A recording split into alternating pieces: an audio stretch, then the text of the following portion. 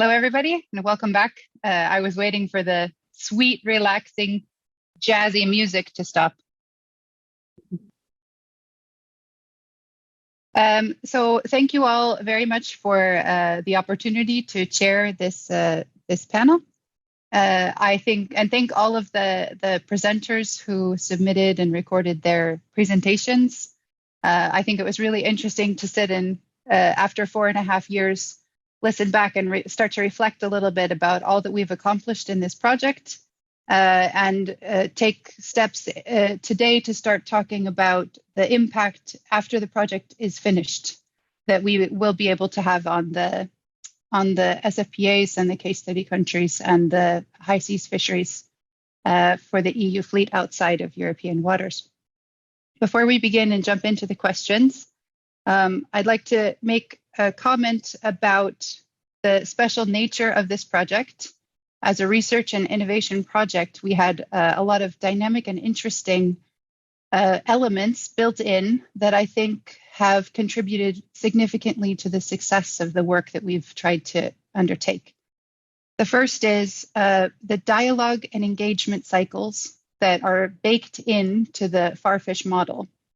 Now, this allowed us to come together from various groups and discuss the issues that were most relevant, and this resulted in some surprising outcomes, because what we thought we might do at the beginning, we ended up changing, and I think that dynamism was really important to making sure that we delivered things that will be of use.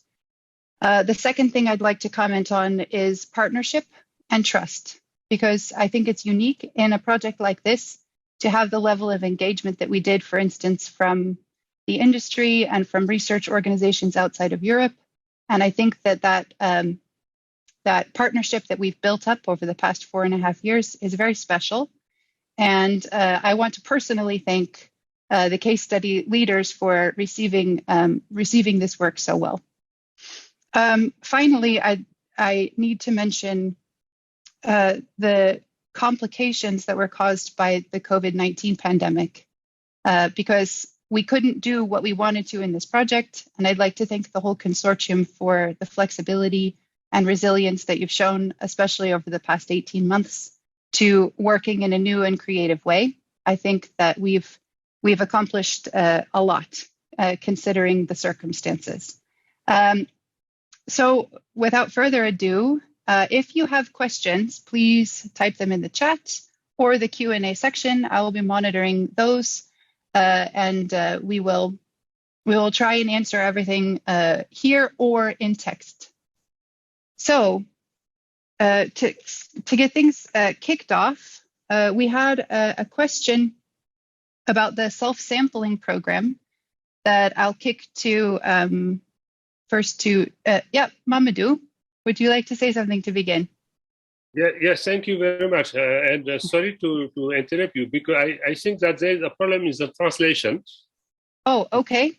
The French and the Spanish are in the same channel. So if you can fix that before going forward.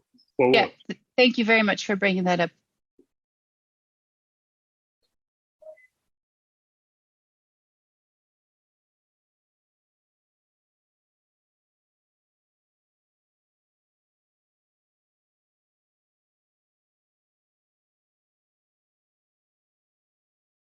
Is it better now? Okay. All right, thank you very much. Merci beaucoup. Okay, so to get things kicked off, we had a question about the self-sampling program. And just for some context, the special part about this self-sampling program was the involvement of the industry partners in collecting biological data on the hake species for hake identification. So the industry partners took samples and they were sent to a lab where they were genetically identified as hake species, and basically one or another hake species, and those were checked with the visual identifications. So I'd like to start with the first part of the question from Martin Pastors for Alex, if you're willing, about the incentives that were used to engage the industry in participating in this scientific work, and maybe the mechanisms that the project used to encourage. I know that I apologize. I know Alex wasn't directly involved in this, but maybe Duarte can also step in. But Alex, if you want to take that one. Yes, thank you, Mary Frances. I will speak in English. I think it's easier. So it's a very good question from our colleague Martin. As Mary Frances said, I was not directly involved within the collection exercise or in the coordination. It was more the CESEMAR, the Portuguese Institute, led by Karim, and also by CETMAR by Duarte. So if they are here, maybe they can add a bit of information to what I'm saying. But I would like to share with you some of my reflections from my members from the fleet side. As you know, Martin and everybody, fisheries dependent data are still underutilized for stock assessment and for improving knowledge of the stocks, distribution of the stocks, and also indirectly, as our colleagues say from Mauritania and Senegal, case study leaders, to improve also the economic knowledge of where this fish goes, the value chain ultimately. So to do that, as Mary Frances said, we did a quite interesting exercise with contradictory results. So it was a pilot voluntary self-sampling program. There were 3 vessels from Opromar, from the Spanish hake trawlers in Mauritania. And then there were, I think, a mix of vessels from industrial Senegalese flag from Soperca, and also from artisanal fleet. And the interesting thing, well, the protocols are quite standard. I think the EO has developed also their own manual of visual identification. But what we decided to do here was a bit more specific on providing clip kits and protocols to the crews. So the data collected includes fishing locations, dates, depth, the visual identification of the species by the coordinator in the crew, the sex, and the length. And then there were fin clips that were taken and stored in ethanol, 100% ethanol tubes. And then they were carried out by the vessels and by the transport to Spain. And then they were basically about the quality control. You were saying, Martin, this was a DNA analysis carried by the University of Oviedo. Obviously, because of the pandemic, we had some delays, but it's actually quite interesting to see the results because they vary greatly, as I say, between different fleet segments and artisanal or industrial. Yeah, there is a sort of,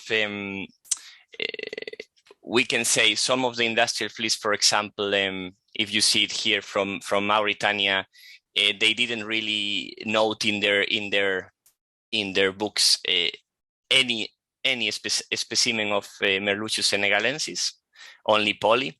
While, for example, for the Senegal artisanal, it was the opposite. They marked it all as Merluccius senegalensis and known as poly, probably because of the bathymetry and depths and other issues. But the interesting part was that there was almost, for the Senegalese case, was almost 50% of misidentification. For the Mauritanian case, I guess because of the experience of the industrial trawlers in the area, they were varying between 13% and 27% of misidentification, still relevant. What we realize is it's too small, the sampling, to take conclusions. I think we need a more standard system. Incentives, there should be incentives, of course, for the operators to keep doing that, because it's basically disrupting a bit their fishing operations, even if it's relatively simple.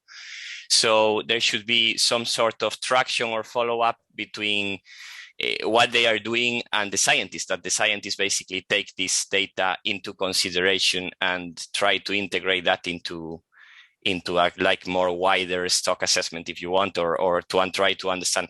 As you know now, even if there are 2 subspecies, they are labeled as one and reported as one, the black hake, but still they have different slightly different values in the market that could be explored, and slightly different qualities. So this is also important for local markets and for European markets. So I think it's more a collective reflection here about what our colleagues from Mauritania and Senegal were doing, but both they have identified that it is very important to continue with this work. They take a high value of these sort of initiatives between industry and scientists. And the regional approach, as they mentioned as well, is very important because these stocks, as you know, they are quite, you can call them a bit share stocks between different countries, for example, in Senegal and Mauritania. So collectively, I think Karim or Duarte might give you a bit more scientific explanations of that, but that's our perception from the fleet.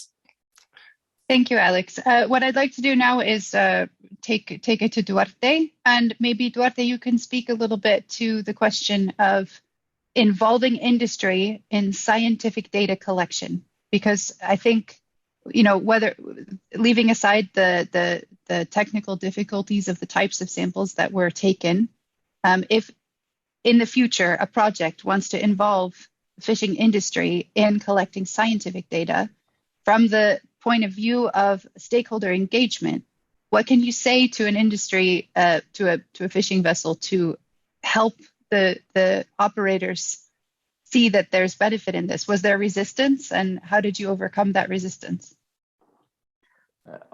Okay, thank you so much for the question. It was a really tricky. Always to engage fishermen on board is quite difficult sometimes. But basically, the pilot program was trying to solve a problem, and the problem was try to identify different species of black hake. And I mean, when you are starting a process with the stakeholders, they have to know and they have to be aware of the problem. So that was quite easy at the first time, because they would like to solve this problem as the scientific part or wherever. So it was quite easy to implement this kind of, because they know and they understood the problem. So we've been in touch with operators, with the managers, and also with captains and other people from Spain, from trawlers from Spain. We just initiate the process, and we try to design their activity with them. So not just to impose. Of course, there will be a technical part, let's say, with the genetical analysis, that you have to put a fin on the tube of ethanol, those kind of things. But the logistic things to deal with the cell sampling method, we have to design with all of them and try to implement in a common what will be the best option for them in terms of logistics, in terms of other things. So it was not just a top-down, it was more than a bottom-up approach to involve them on all the process from the beginning. Regarding the results, and Alex said really, really good that we have different times of and different from Mauritania, because we've been analyzing, we've been involved in different fleet there. So of course the data will be different if you involve artisanal fleet or industrial fleet, and so that's something that we have to think about. But the thing is that we have initiated a project and a pilot project to try to identify. The misidentification was not really high, but it was surprising from some level, from Mauritanian case study and also from Senegal case study. So we need to still improve this kind of data, knowing that one of the most relevant and impacting, let's say, actions were that fishermen on board, they have no time enough to do this. So this one of lessons learned that we had. So we have to design another protocol, which maybe to involve other people there, or maybe to divide different actions between the crew or other people, because fishermen are dedicated to fish, and sometimes they have no time to do this kind of work. Saying this, they did a really fantastic work here, and they had no problems with the instructions with the material, and they did it a really good job. They were just two samples that were not really good in terms of format or wherever, but we had more than 700 samples, and just 2 or 3 that were not good. So it's a really good rate for this activity. So Okay.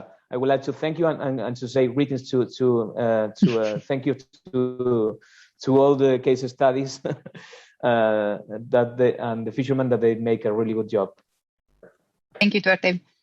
We have just one more question from the chat on this topic about the black cake identification. Eva Garcia Isra asks, does the self-sampling of black cakes have any continuity? Otherwise, the identification should be kept visually.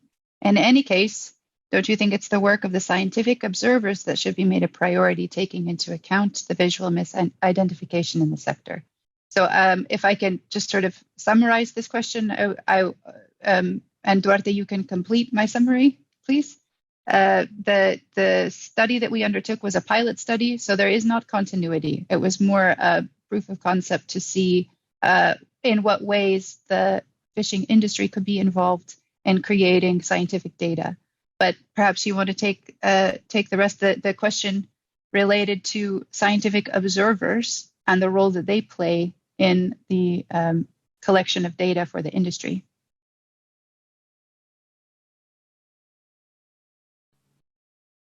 Yes, just to add that this is just a pilot, and it was finished, as you said. We were thinking just to try to improve some other activities that we're not doing on board for other institutions. So this is not an activity instead of other one. It's just an activity to try to complement and to try to understand from other reasons about the evaluation of the different stocks, and particularly for the different cakes. So more or less, this is what I would like to transmit to you. Okay, thank you. I am trying to stay on top of the chat. I have Google Translate open. I apologize. Mamadou, would you like to say something here, please? Oui, Marie-Frances, j'ai éteint ma caméra parce qu'il y a des problèmes de connexion. Je m'excuse pour cela. Mais c'était juste pour un peu aller dans le même sens que Duarte et toi-même, Marie-Frances. Il faut dire que cet auto-échantillonnage était juste un projet pilote. Hein. Il fallait montrer que c'est faisable, et je pense que la disponibilité de l'industrie l'a montré, la disponibilité des pêcheurs eux-mêmes l'ont montré. Nous l'avons testé ici au Sénégal, à Kayar. Pour quelqu'un qui connaît le Sénégal, qui connaît la pêcherie à Kayar, c'est extrêmement difficile. Mais les pêcheurs ont contribué vraiment, c'était une chose extraordinaire. On a eu des résultats qui sont assez probants. Maintenant, comme on l'a dit depuis le début, la pandémie est venue vraiment à freiner toute notre ardeur. Et le projet étant un projet pilote, il faut vraiment trouver les voies et moyens de le poursuivre. Je pense que c'est l'une des voies. Ça ne veut pas dire qu'il faut remplacer les observateurs par les pêcheurs qui n'ont pas le temps, mais il faut voir comment concilier tout cela pour pouvoir aller de l'avant. Je vous remercie.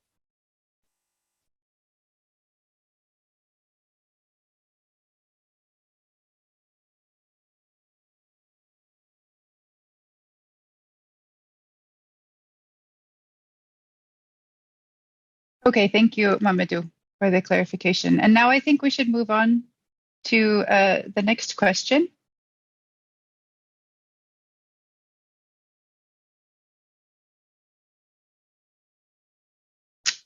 I have translated here. To move on to a little bit more of the technical stuff for Margarita, if you don't mind. We got a question about AIS and VMS. Is there a network protocol that allows one to send data from an electronic board using VMS or AIS? This was my translation from French, so I apologize if there's anything unclear in that. Maybe you understand the question better than I do. Well, no, I don't understand. Well, yes, I understand the question, but I'm not in the position to answer to that. Mm-hmm. Because, well, it wasn't in the tools that we have developed in mm-hmm. FarFish. This is not on those. So what we need to do. Sorry, I'm in the sick. So we don't have this. I don't know how to answer that question. I just know that we have been using the Global Fishing Watch data to make comparisons with all the information that you sent to us with your VMS. That was our work. And I guess if you continue with this, that this could be continued in the latest years, if we can have this information that this VMS information, if you send it to us. But also the project is coming to an end, so it would be good to have another platform to continue doing that analysis. But that's the only analysis that we can do. I would like to give you back the question. So could you provide those data to do more analysis on that sense? Okay. And then there was a specific question, Margarita, about the comparison between the AIS data and the data from Senegal, and if there were consistencies between these information.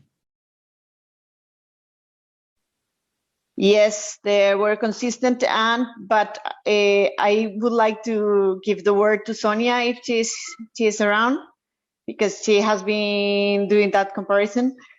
So, Sonia, perhaps you can type an answer. When I see it, I'll read it out loud. The limitation that we're working with here, Margarita, is that only there are many participants in the meeting, but not everyone has the technical ability to turn on their.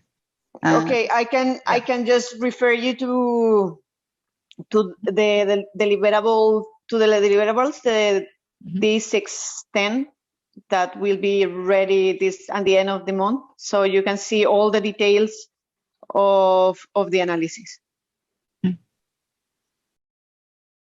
Okay, moving on. There are a few questions for case study leaders, but that's a little bit in relation to uptake of results. So I'd like to save that for just a little bit, if I may. We have another question for Alex. What kind of incentives would you suggest for the operators if self-sampling is to be implemented or continued? Which I'll revise to say, not only self-sampling, but any kind of scientific data collection. So. Well, yeah, I think it's a bit, I hope to not repeat myself, but the basic incentive for an operator is to feel included in the process. So basically to have feedback from the data that is collected from them. In many occasions, they come with the specific projects, and then they collect data or they do interviews on the ports about the amount of fish they catch or where the catch go or the landings or the value chain or even scientific, like spotting different types of species or what's the average discards you can have or things like that. And then we hear nothing after many years. There is report somewhere, we know. Also, when I talk about the bottlenecks in the data reporting, is the same. When the EU operators, for example, in Cabo Verde, where I was explaining in the video, they say in their reports, they have a more observer coverage than the minimum required by ICAT, more than double. So the ICAT is 5% and they have over 13%. They have voluntary initiatives with the scientists to provide way more information than is needed on sharks. Like if the females are pregnant, many things that they don't normally measure. Also, they have specific devices that the operators do for example, releasing turtles and alive and safe handling of that. And they are voluntary initiatives from the industry. Nobody obliged them to do that. And we report and we have scientists validating this. The problem is then this goes in the data flows to ICAT, to the flag state, and then the flag states report to the coastal state. When it's in the EEZ, also the vessels report to the coastal state.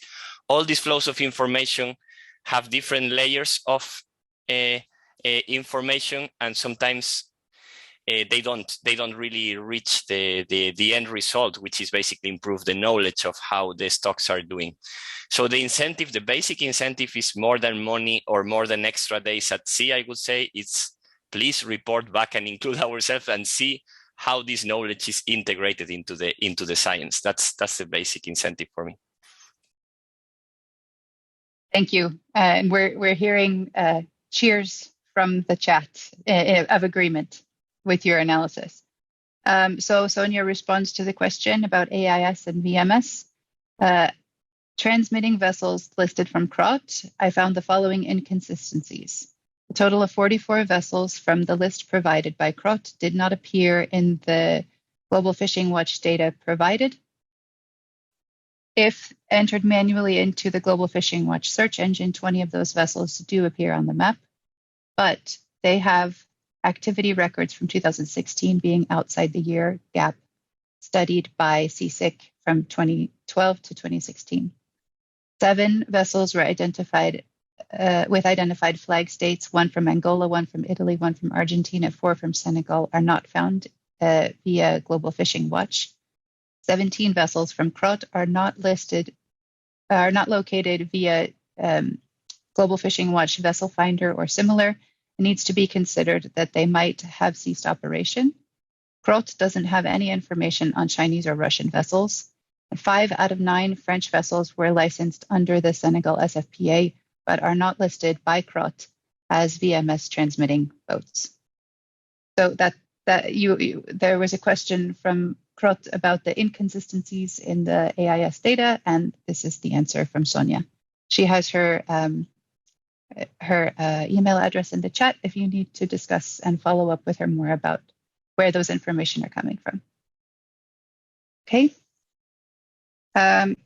Then I think we can move on to some questions that we got for the case study leaders.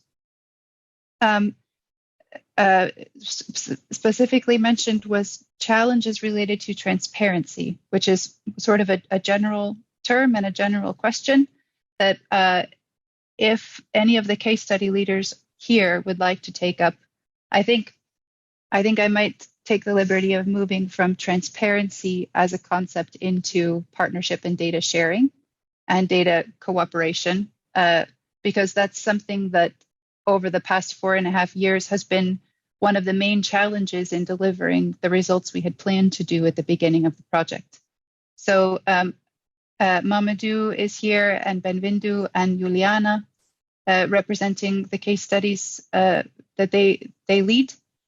And I wonder if you can elaborate a little bit on the process of data sharing and what roadblocks you faced, both from the side of sharing data from the EU and from the case study partners when it comes to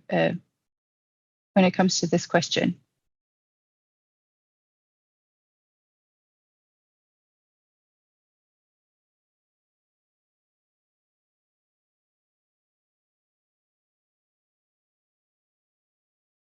Simply because the reason that transparency was mentioned in some of the case study presentations. Can you hear Mamadou? Your hand is raised. Can I give you the floor?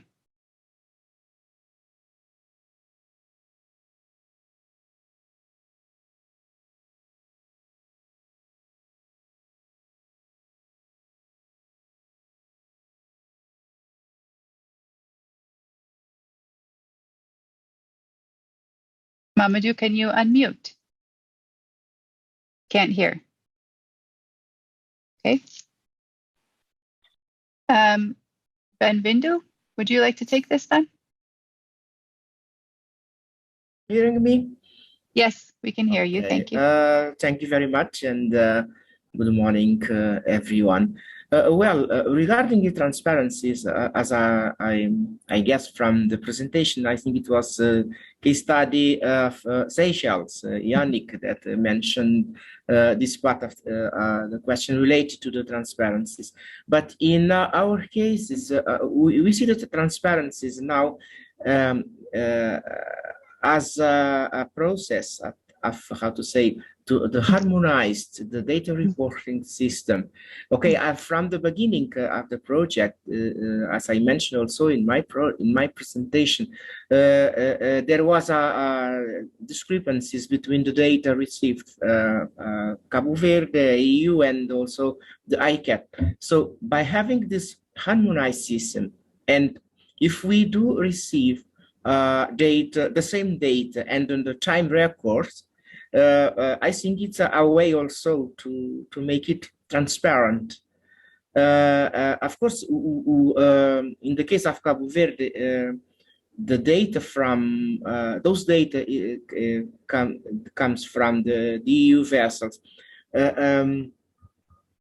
It's not, let's say, the EMAR that manage the data. It is General Directorate of Fisheries, which is now a National Directorate of Fisheries and Aquaculture, because we have some changes. And just also, I would like just to make to mention here that we are not having the Ministry of the Sea now, but probably today or tomorrow we will have the government or the President of the Republic will nominate a new President of the Sea. So, but this is not, it's not for us, it's not a problem, because we are already have this establishment, we have good cooperation, because that's why I also like to mention that the cooperation is very important. We have a very strong cooperation with EU and other institutions from this west coast of Africa. As you can see that at the DGMAR, for instance, they cooperate a lot. Okay, it is important because we have a lot of Spanish vessels fishing in our EZ. So this is this are also a way also to have this, to cooperate, better cooperation. And apart from that, also we have these processing plants that are now receiving some raw materials from the EU vessels. And this is also is a very important things, and so we do hope that the value of those will be increased, and we'll continue to reinforce the cooperation and to streamline the cooperation with others, because without cooperation it's not possible to make it transparent, I think. Thank you, Benvindu. And I'll just mention also that while the project was going on, the Fisheries Transparency Initiative project, there were reports for both Seychelles and for Mauritania. Juliana has a question for the case study leaders. Do you think other authorities or parties should have been involved in the dialogues taking place within the FarFish project? If so, who was missing and why? So this has to do a little bit, I think, with just as a follow-up maybe to the last question. Was there somebody who should have been included? Alex was just talking about engagement being so important, and feedback and conversation and dialogue. And I think we've had a lot of that in this project, definitely.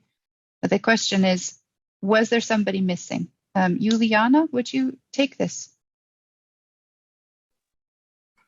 Yes, hi, good morning. Transparency is a problem for our case study, the Southwest Atlantic also. And the FarFish had a very important work to developing, the dialogue between the stakeholders. But I think that, I miss in this process the FIO. I think that FIO is a very important entity, to help us to continue this process, because the Southwest Atlantic involves many countries, many stakeholders with different goals.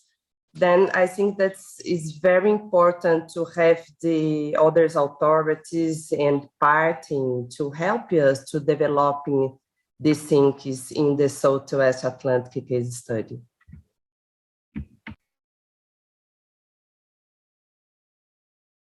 Jonas?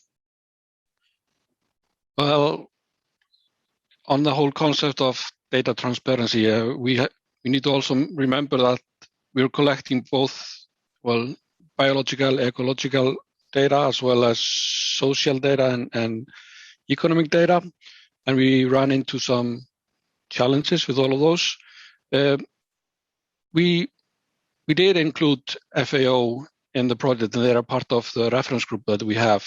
But there are also data policies everywhere. And for example, one of our biggest, maybe unexpected hurdles were in regards to data collected by the Nansen program, which FAO are part of. They have a very strict data policy, and we spent a lot of time and effort to try to get to that data. And I've later heard from other projects that they have been struggling with getting access to the Nansen data, but through the project and also through efforts that are already being made by the Nansen program and IMR in Norway, they are reconsidering the data policy. So maybe we will have a little part in making it more easier in the future to get access to the Nansen data. Then in regards to the economic and social data, some of it is simply not available, but then also we have to remember that many of these information that we are asking for are of commercial value, and these are privileged information, and the FarFish project as such doesn't have either a carrot or a stick to make them give us access to this data. But through the value chain analysis and the governance structure analysis, we address this to the best abilities we have. But of course, there are gaps. But my point here is that we did a lot on collecting the data within these areas, and we see that transparency is improving, but there's still a big gap. Thank you. Mamadou? Thank you, Marie-Frances. Je voulais juste un peu intervenir sur la transparence des données et dire qu'en fait, depuis le début du projet, il y avait des engagements à prendre au début du projet pour faire partie de ce projet-là. Et donc, en prenant ces engagements, il fallait être prêt à fournir les données quand il le fallait. Et je pense que dans le cas du Sénégal, ça n'a pas posé de problème. Si au début, il y avait des difficultés, effectivement, je pense que Jonas a un peu brossé le cas. Par la fait, les gens se sont un peu mieux compris et la confiance a beaucoup plus régné. Et au besoin, on a fourni des données et quand il fallait dire que ces données sont confidentielles. Elles ne seraient pas données à tout le monde pour être traitées n'importe comment. Je pense que ça, c'était extrêmement important. Et c'était le cas vraiment du Sénégal. Maintenant, en ce qui concerne la participation des autres acteurs, je pense que de manière générale, ça s'est très bien passé au Sénégal, avec les autorités, avec les pêcheurs industriels, avec les pêcheurs artisans. Et je pense que ce projet ne pouvait pas marcher sans leur présence, surtout dans le cadre du self-sampling. C'est extrêmement important. Et donc, je pense qu'au Sénégal, en tout cas, je ne peux pas parler des autres cas d'études, mais en ce qui concerne le Sénégal, je pense qu'il y a eu une très bonne participation des acteurs que nous attendions et ils ont participé comme on le voulait. Malheureusement, on a été freiné et vraiment, il faut voir comment faire pour avancer les choses. Je vous remercie.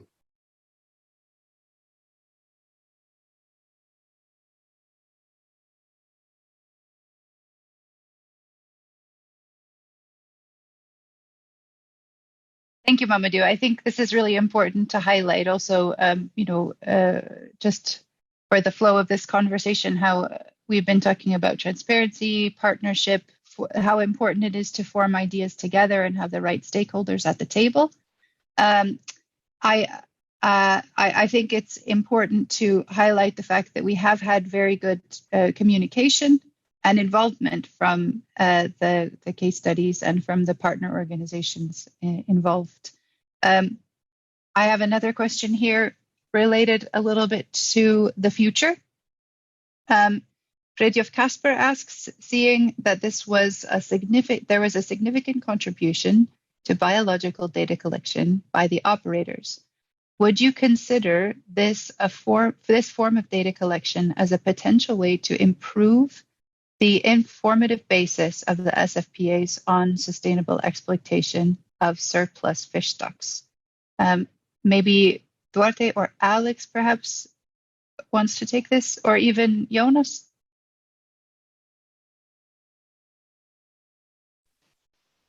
I can at least say that we, amongst the attendees here, we have Martin Pastors that is representing Pelagic Freesettlers Association, and they are already doing this and have been doing for quite some while, collecting data that is of scientific nature, both for the operators themselves, but they have also been very transparent in providing anybody that's interested access to the data. So we have examples where this is already being done. I would say that when you ask a group of researchers if there should be more data, the answer is always going to be yes. And hopefully that data can be used to build better models and have better information. And that's a significant part of FarFish's contribution. Ingrid, if it's okay, I'd like to ask you a quick question about your presentation on governance. Hello. Sure. Hello. Good morning. Good morning.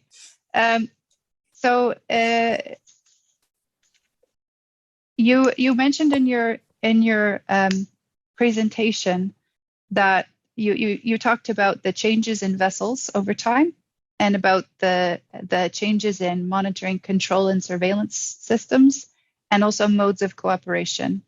And correct me if I'm wrong, but what I heard there was that there's a little bit of a chicken and egg problem, we would say in English, that it's hard to see which is coming first, these changes or governance. And so given the analysis of the governance structures in the SFPAs that you saw, what would you say the role of governance is when it comes to these agreements? Is governance playing catch up to technology and science, or is governance leading the way? Wow, that's a big one. It's impossible to say. I guess you have the chicken and egg argument, but I think also that, as been mentioned by several presenters today, is that the EU is kind of concerned about this level playing field in this fisheries, so that even though the EU are kind of pushing for improving the monitoring of its fleet, it's quite important for them not to be the only one that's trying to do this. So I think we all know the possibilities that are in the new technological tools for improving monitoring, control, and of the fisheries. And we all know that there are challenges of implementing them. But I still think that this approach of trying to do it, pushing for it, doing it gradually, but also expecting that other countries kind of follow in the same path is a kind of it's a very diplomatic answer, but I think it's kind of the way things works.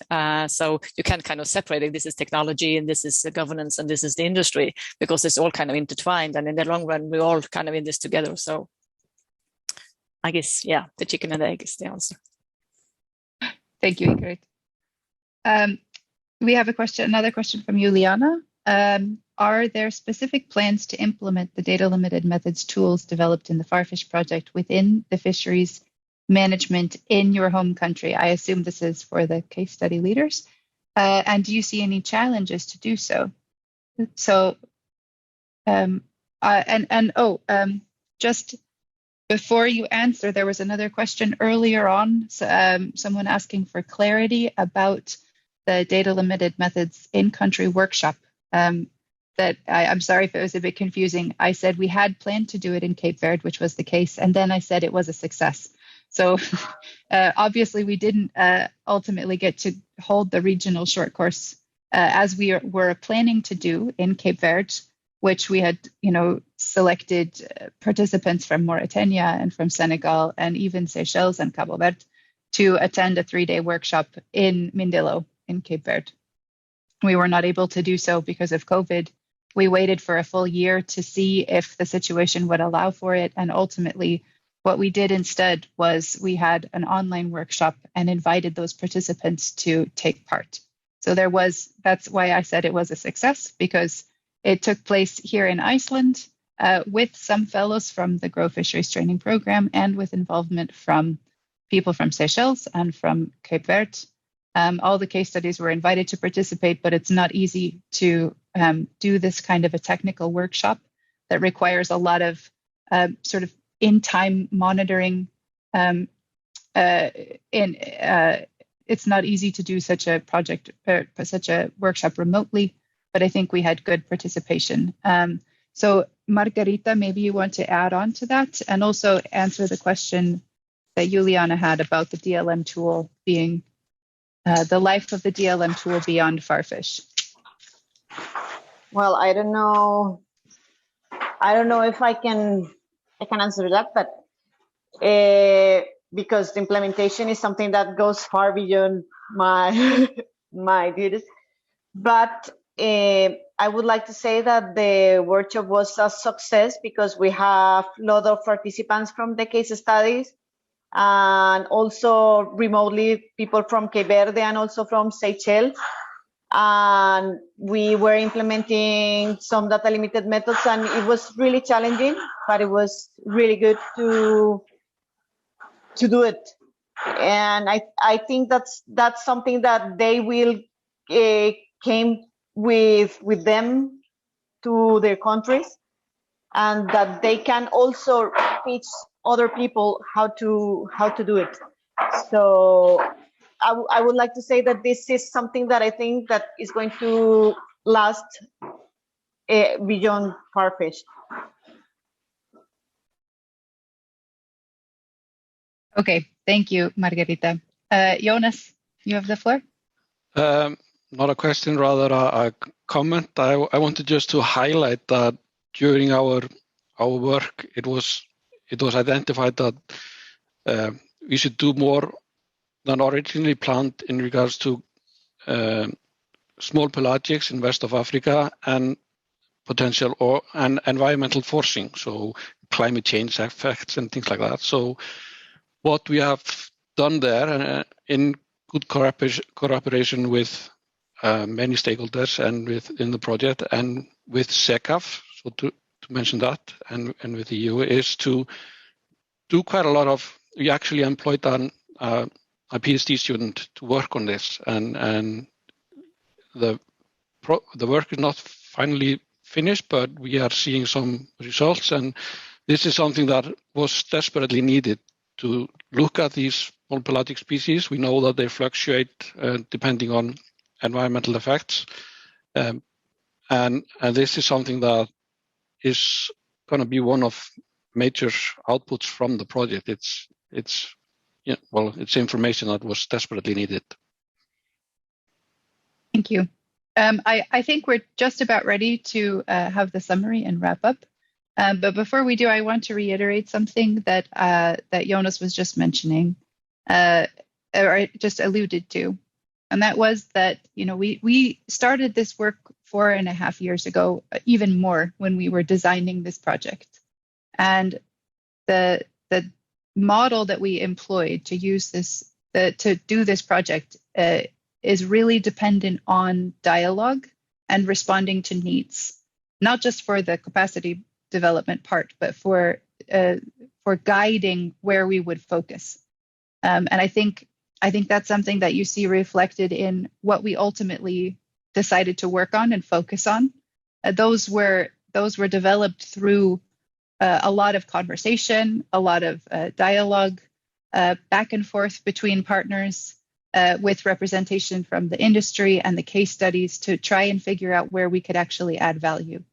And so you see that reflected ultimately in the areas we decided to work on with which species and what we decided to undertake. And I think that has made this a dynamic and impactful project.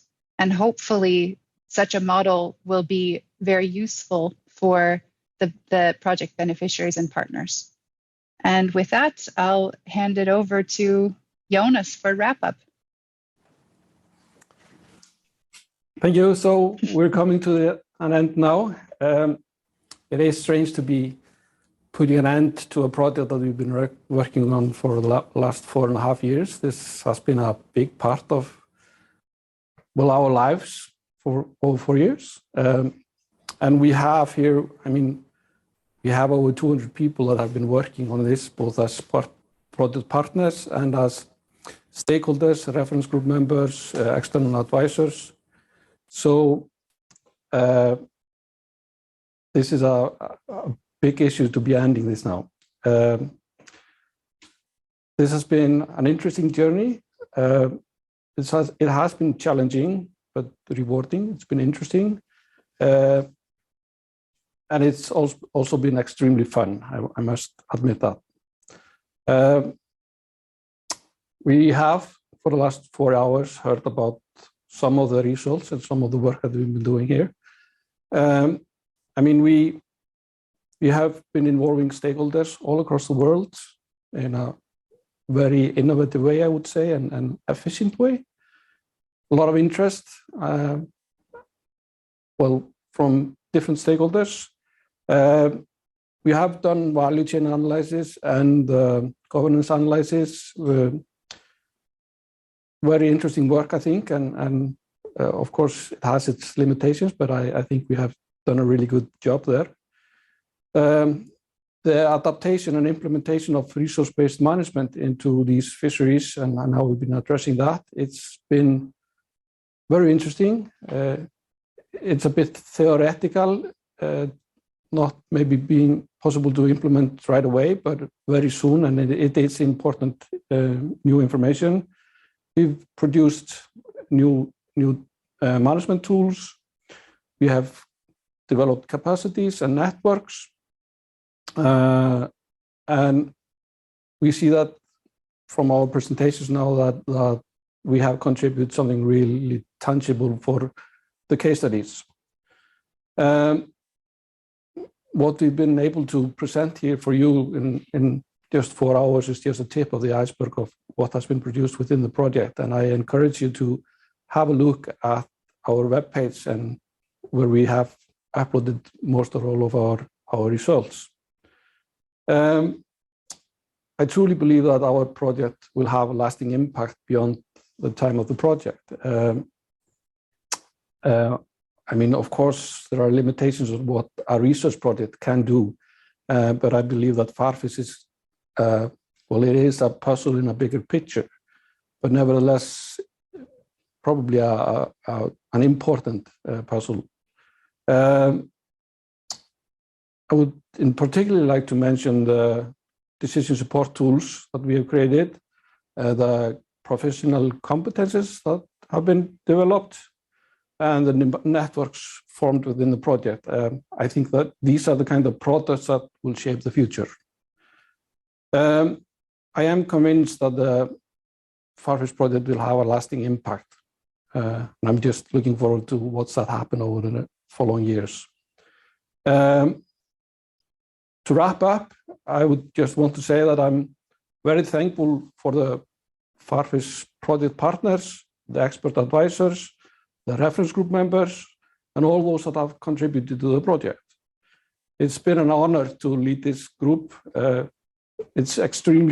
group is extremely multidisciplinary, it's multicultural, it's multilingual. So, and we've developed good networks, and we have new friends all over the world now that we truly value. And finally, of course, want to thank the Horizon 2020 program for funding our project. Without that, we wouldn't have started this journey.